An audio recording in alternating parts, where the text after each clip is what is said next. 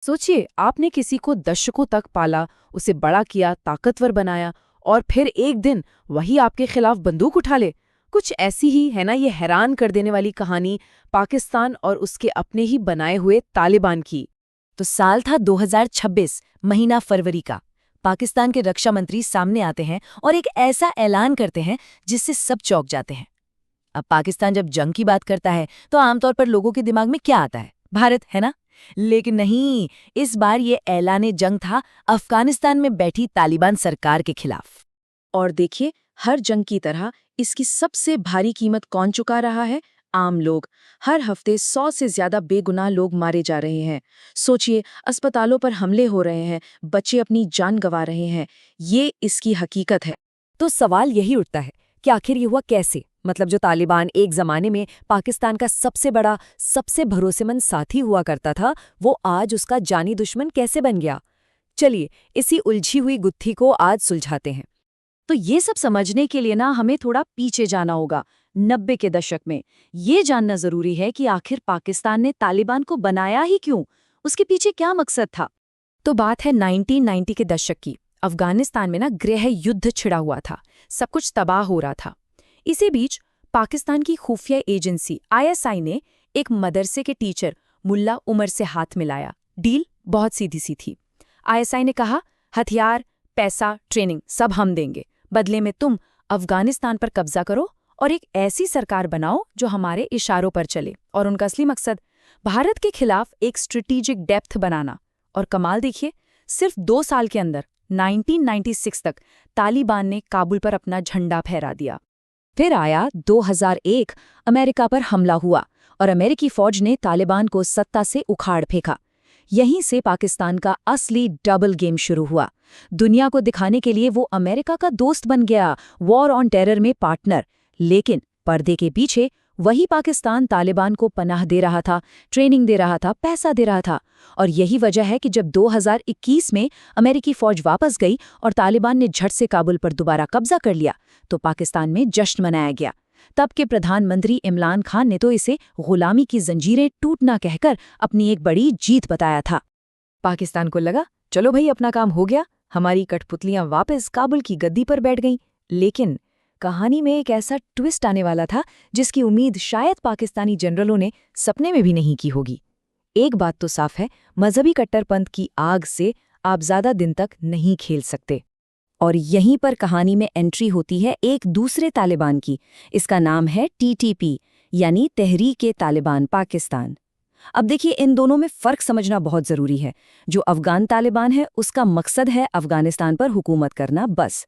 लेकिन ये TTP, जिसे पाकिस्तानी तालिबान भी कहते हैं, इसका एक ही मकसद है, पाकिस्तान की सरकार को उखाड़ फेंकना और वहाँ शरिया कानून लागू करना। और मज़े की बात यह है कि TTP अफ़गान तालिबान को तो अपना नेता मानता है, लेकिन उसका निशाना वो पाकिस्तान ही है। और अपने इस खौफनाक मकसद को पूरा करने के लिए TTP ने पाकिस्तान में सचमुच खून की नदियां बहा दी। और इसकी सबसे दिल दहला देने वाली मिसाल देखने को मिली दिसंबर 2014 में पेशावर के आर्मी पब्लिक स्कूल में। सोचकर भी रूह कांप जाती है। TTP के आतंकी स्कूल में घुसे और एक-एक क्लासरूम में जाकर बच्चों पर गोलियां बरसाईं। उस एक दिन में 132 मासूम बच्चों को मार दिया गया। उनकी उम्र 8 से 18 साल के बीच थी।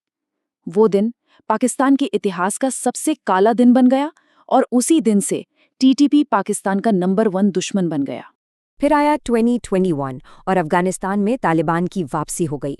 अब काबुल में अपने भाइयों की सरकार देखकर TTP के हौसले तो आसमान छूने लगे और इसका सीधा असर पाकिस्तान पर पड़ा, जहां हालात तेजी से और भी ज्यादा बिगड़ने लगे। जरा इन आंकड़ों पर नजर डालिए। साल 2024 में आतंकवाद की वजह से पाकिस्तान में 2236 लोगों की मौत हुई। ठीक एक साल बाद 2025 में ये आंकड़ा लगभग 2 गुना हो गया, 4000 से भी ज्यादा। वजह सीधी सी बात है, अफगानिस्तान में तालिबान की सरकार TTP को खुली छूट दे रही थी, उन्हें अपने यहाँ महफूज पनाह दे रही थी, और यही पाकिस्तान के लिए सबसे बड़ा सिरदर्द बन गया था। इसके बाद तो बस मामला हाथ से निकलता ही चला गया। अक्टूबर 2025 में पाकिस्तान ने एक बहुत बड़ा कदम उठाया।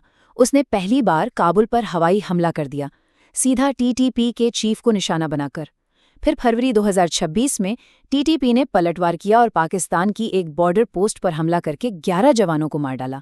बस यही वो आखिरी कील थी।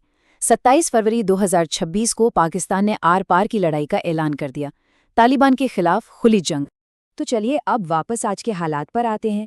ये एक ऐसी जंग है, एक ऐसा दलदल है जिसमें कोई भी आसानी से जीत नहीं सकता। और यहीं पर पाकिस्तान की पूरी रणनीति की सबसे बड़ी कह सकते हैं आयरनी या विडंबना सामने आती है। तो अब सवाल ये है कि अफगान तालिबान टीटीपी पर लगाम क्यों नहीं कसता, वो अपने दोस्त पाकिस्तान की मदद क्यों नहीं करता? इसकी वजह है एक और खतरनाक संगठन, आईसिस खुरासान या आईसिस के। ये आईसिस के तालिबान का सबसे बड़ा दुश्मन है। अब तालिबान एक दुविधा में फंसा है। उसे डर है कि अगर उसने टीटीपी को दबाने की कोशिश की तो टीटीपी के हजारों लड़ाके भागकर सीधे आईसिस के पास चले जाएंगे। मतलब एक दुश्मन को खत्म करने के चक्कर में वो अपने लिए एक और ज्यादा बड़ा और खतरनाक दुश्मन खड़ा कर लेगा। और इसी वजह से ज्यादातर एक्सपर्ट्स का मानना है कि ये लड़ाई एक ऐसे चक्र में फंस गई है जो कभी खत्म ही नहीं होगा। होता क्या है, पहले दोनों तरफ से लड़ाई होती है, फिर कुछ समय के लिए शांति या सीज फायर हो जाता है, लेकिन जो असली जड़ है टीटीपी की समस्या, वो तो वहीं की वहीं रहती है। और फिर कुछ ही समय बाद लड़ाई दोबारा शुरू हो जाती है। ये एक न खत्म होने वाला सिलसिला बन गया है। और यहीं पर इस पूरी कहानी की सबसे बड़ी विडंबना देखिए। पाकिस्तान ने तालिबान को क्यों बनाया था? ताकि भारत के खिलाफ उसे स्ट्रेटेजिक डेप्थ मिले। और आज हकीकत क्या है? पाकिस्तान उसी तालिबान के साथ जंग लड़ रहा है।